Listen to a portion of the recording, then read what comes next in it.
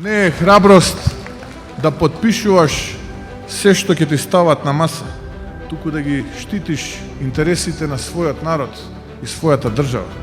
Храброст е да се бориш против криминалците без оглед од каде се, од кого се и со кого се.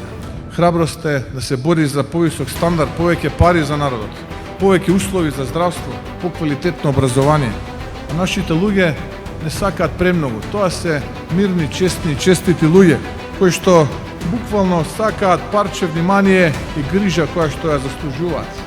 Храброст е да не се вртиме во круг цели 30 години. Генерации поминаа во исчекување за некакви промени, некакво подобро утре.